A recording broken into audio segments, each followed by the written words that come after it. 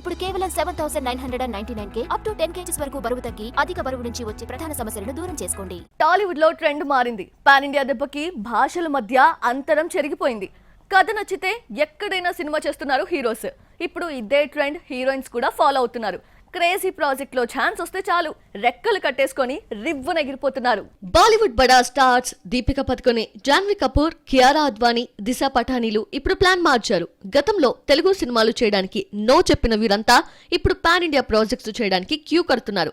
ఇప్పటికే RRR, లైగర్ లో అలియా భట్, అనన్య పాండే నటిస్తే ఇప్పుడు కల్కీతో టాలీవుడ్ లో అడుగు పెట్టబోతున్నారు దీపికా పదుకొనే, దిశా పఠానీ.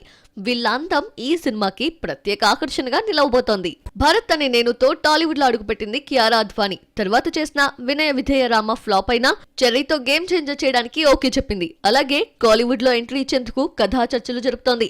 బాలీవుడ్ లో కాన్సెప్ట్ ఓరియంటెడ్ సినిమాలు చేస్తున్న జాన్వీ కపూర్ మాత్రం తెలుగులో గ్లామర్ రోల్స్ ని సెలెక్ట్ చేసుకుంటోంది. తారక్ తో దేవరా చేస్తూనే రామ్ చరణ్ బుచ్చిబాబు ప్రాజెక్ట్ లో హీరోయిన్ గాను ప్లేస్ కన్ఫర్మ్ చేసుకుంది. బాలీవుడ్ హీరోయిన్స్ అంతా సౌత్ ఇండస్ట్రీని కబ్జా చేస్తుంటే సౌత్ బ్యూటీస్ అంతా నార్త్ మార్కెట్ పైకి దండెత్తుతున్నారు.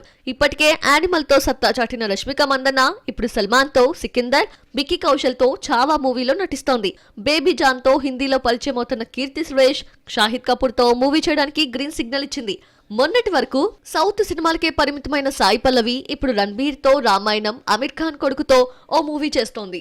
రాశి ఖన్నా ఇప్పటికే హిందీ సిరీస్ లో నటిస్తుంటే నయనతార, సమంత బాలీవుడ్ ఆఫర్స్ కోసం చర్చలు జరుపుతున్నారు. మొత్తానికి కథ నచ్చినా క్రేజీ ఆఫర్స్ అకౌంట్ లో పడితే చాలు ఇక్కడ వాళ్ళు అక్కడ, అక్కడ వాళ్ళు ఇక్కడ బిజీ అయిపోతున్నారు. భాషల మధ్య హద్దులు చెరిపేసి ఆడియన్స్ లో కొత్త ఉత్సాహాన్ని నింపుతున్నారు.